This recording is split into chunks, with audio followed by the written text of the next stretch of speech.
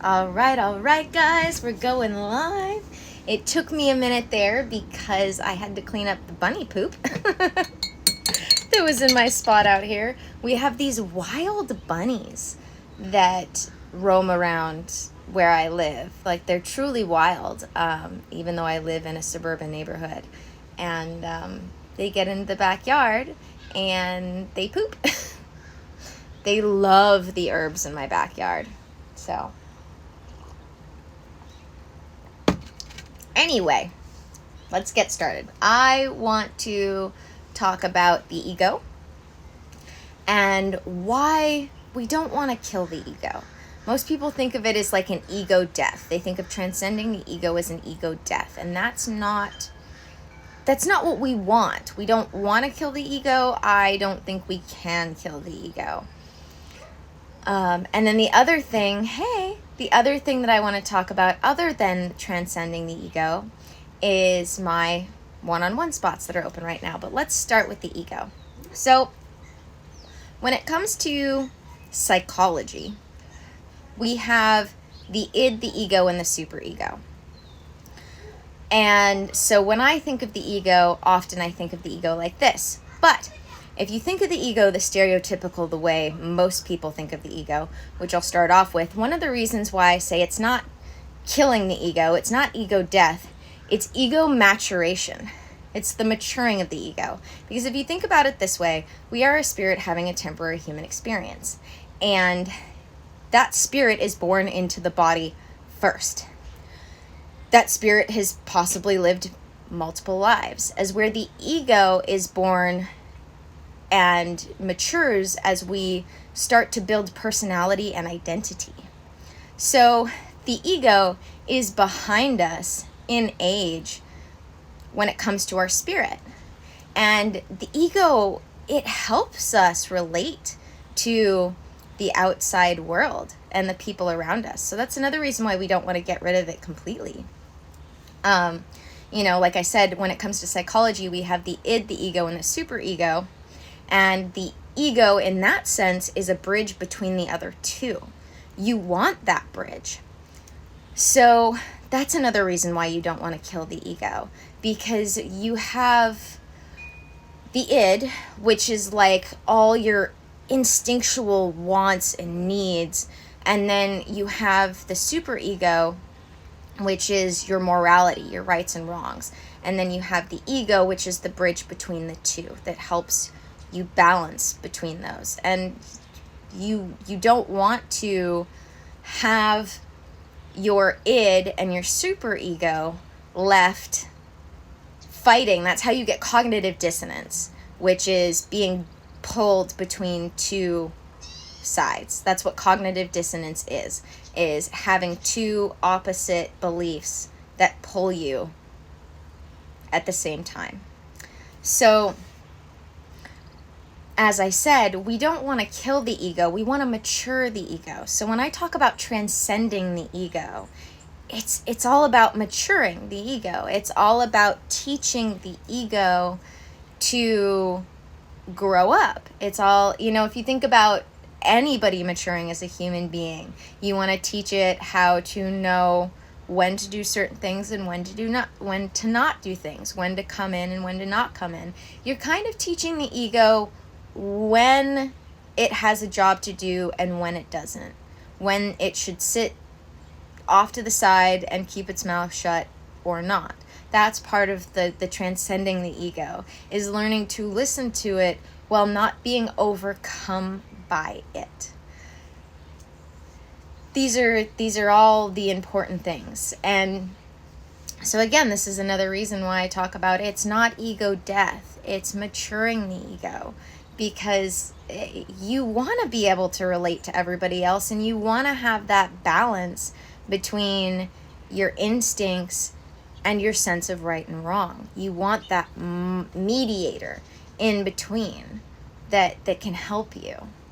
So you don't want to get rid of it completely. People who, I would say examples of ego death would be people like,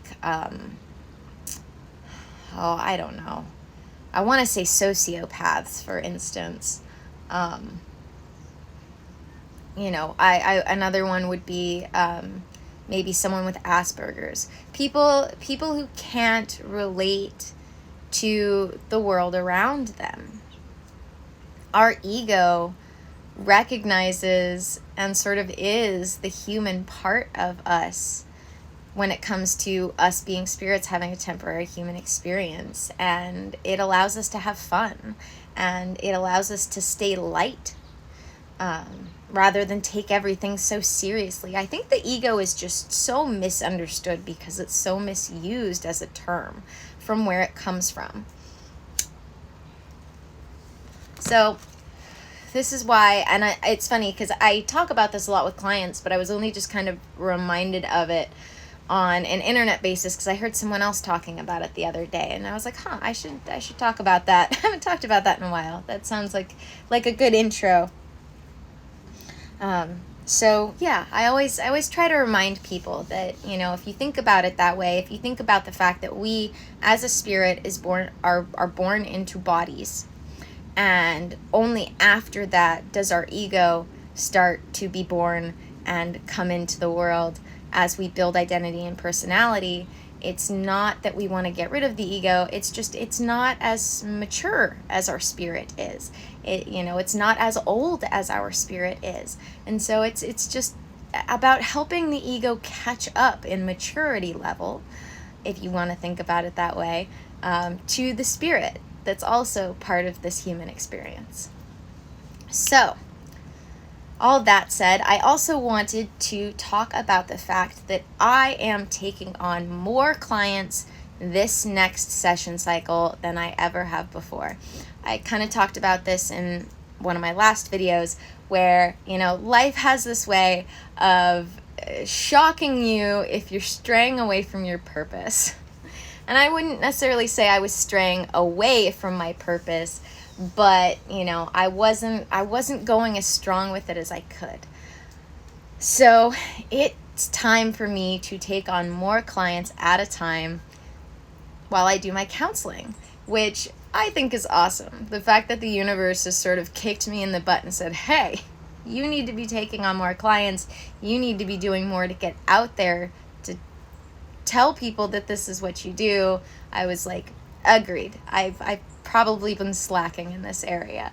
And so whenever I have that universal kick in the butt where all the signs are just so aligned that they're like, hey, you gotta do this, I'm all about it. So I am taking on more clients. Usually I take on 5 to 7 clients a month and in a session cycle.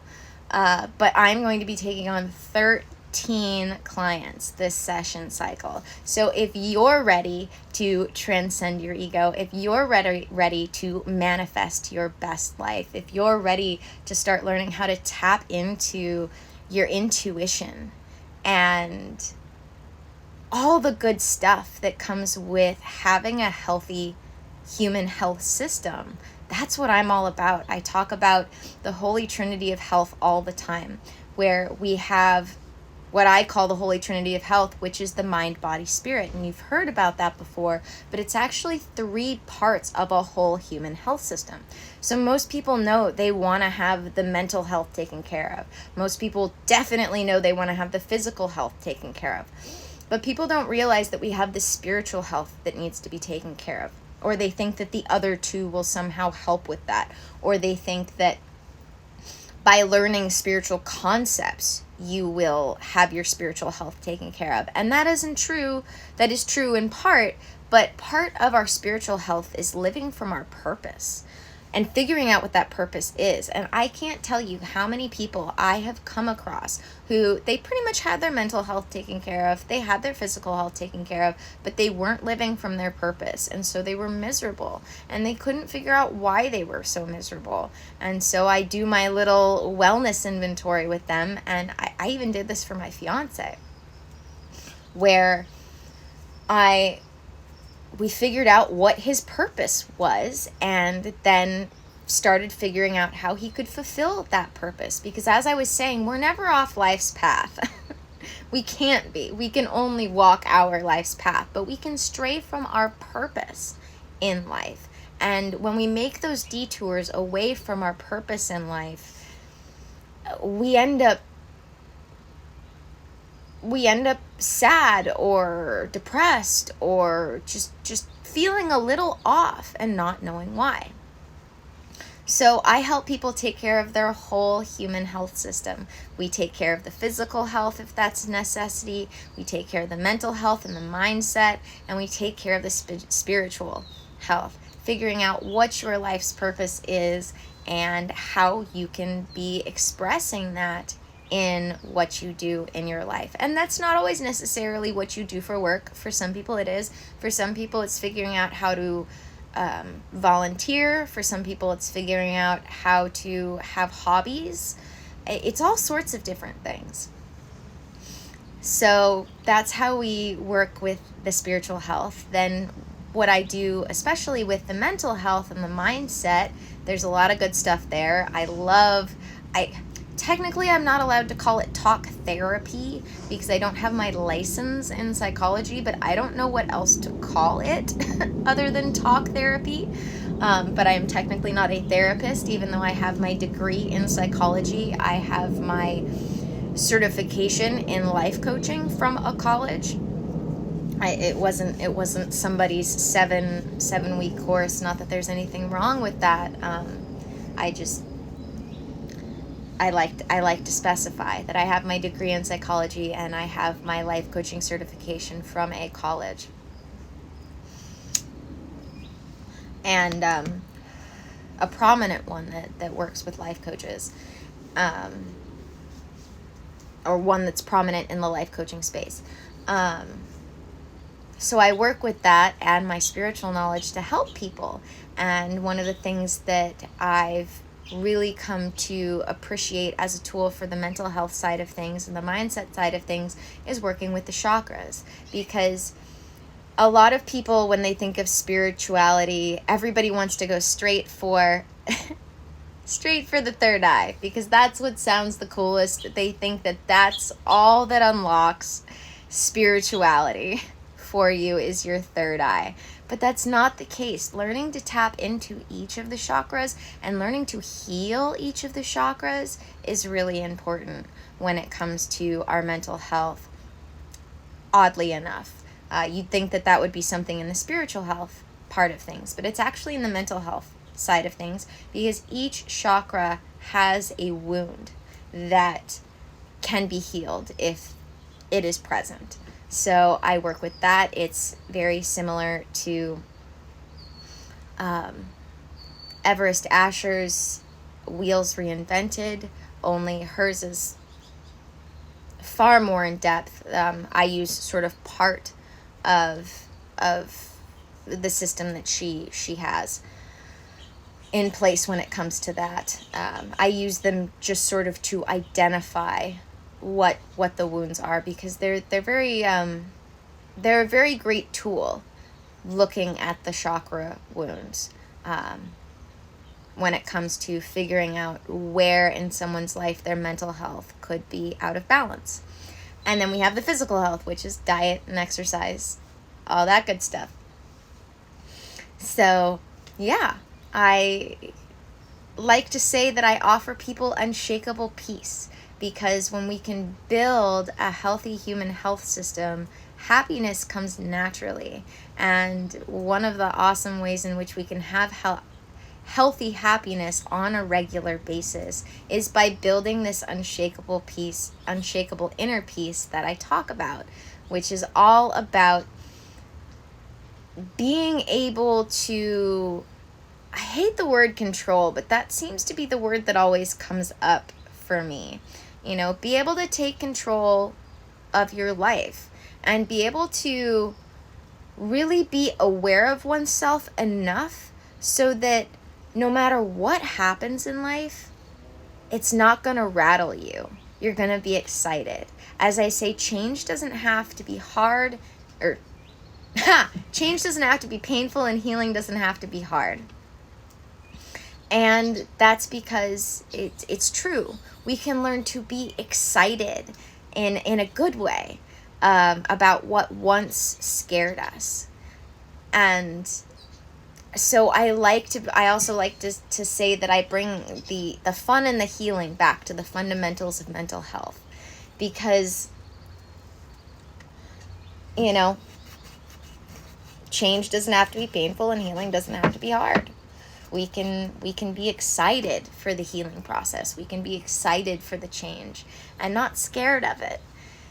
Because we're only afraid of what we think we know. We're not afraid of the unknown. We're only afraid of what we think we know about the unknown. So when we can start to recognize that what we think we don't understand, and that is something that I'm teaching in my Spirituality 101 class right now, is the basics of a spiritual mindset or a healthy mindset, which is all about recognizing that we are the universe looking back at itself, and our thoughts as things are something we don't entirely understand, and that only have meaning if we give them meaning.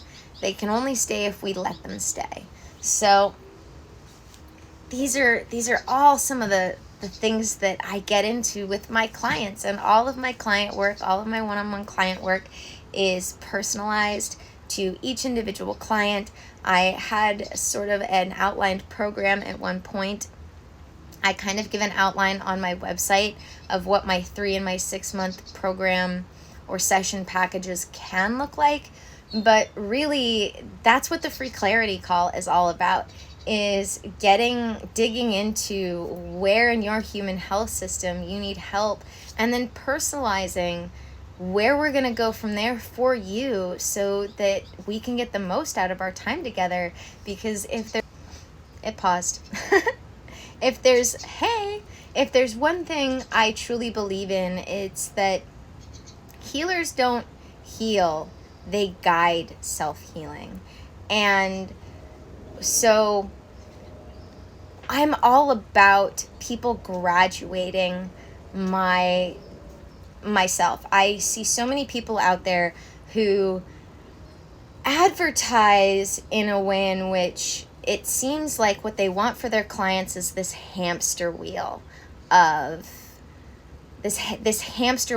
continuous working with me forever. But my goal is to make sure that my clients graduate me and can end up learning the things that I have to offer. And I got that actually from a therapist that I had, where there was a point where she and I had been together for so long that one day she sat me down and was like, you know what?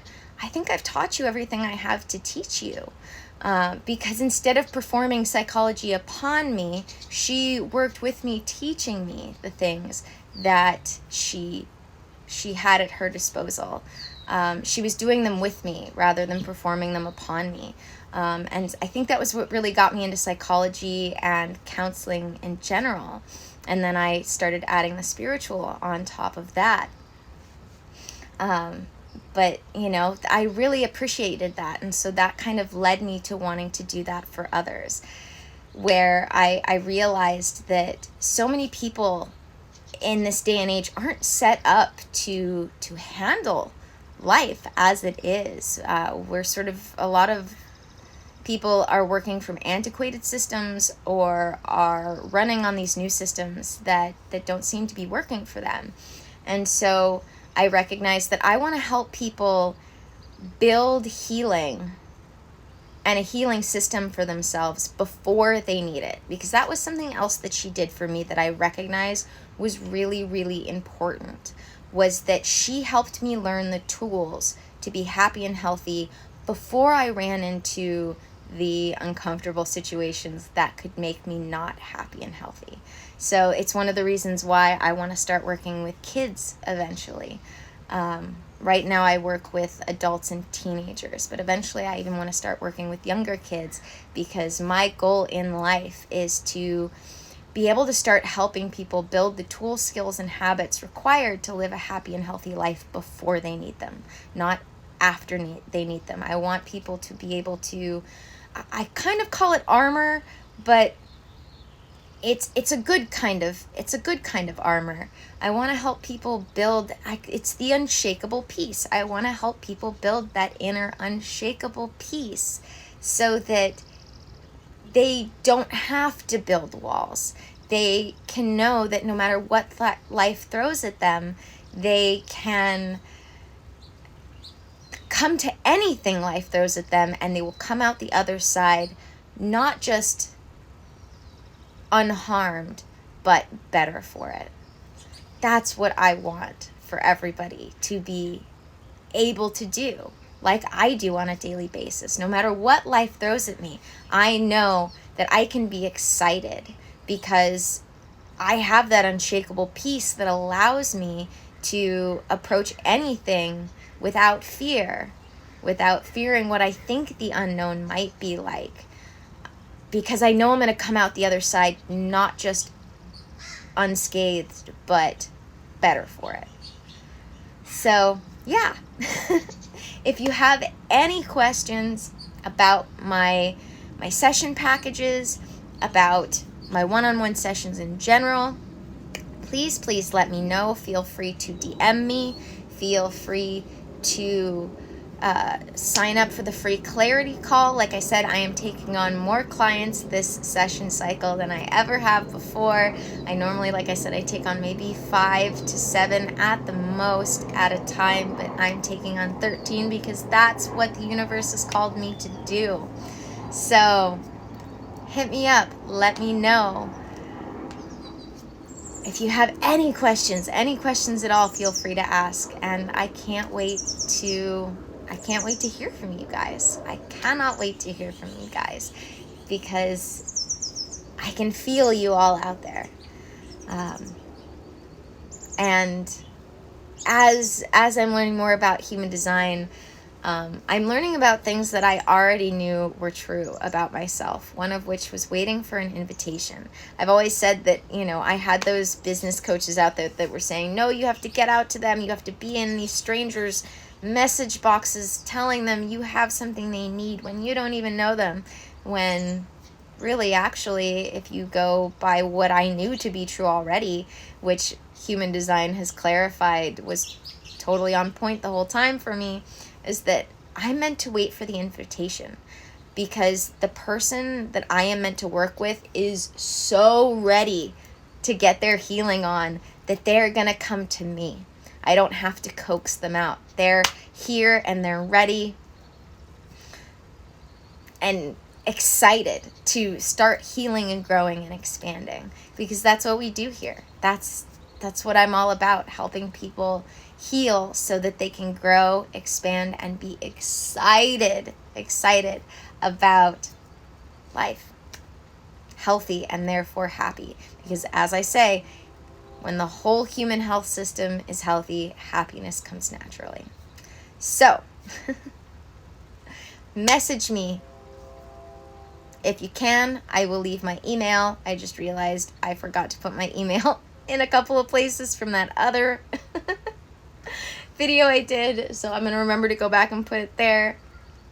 Message me, email me, fill out my free clarity call form if you're ready to grow and expand, transform, and all sorts of ways you knew were possible for yourself, but you just weren't quite sure how to get there. I want to help you with that. All right, guys, thank you for joining me. I'm Ann Blackwood, your Silicon Valley Sage Sister, here to bring consciousness to the forefront of your daily life to make life a little kinder and simpler. Thank you for joining me for another video. There will be links wherever the description is, wherever this video is posted. Go check those out. Patreon, YouTube, Instagram. My mailing list is about to go out in a couple of days, so I only do one a month, one email a month. That's it. No spam, just one email a month. So sign up for my mailing list before July's email goes out.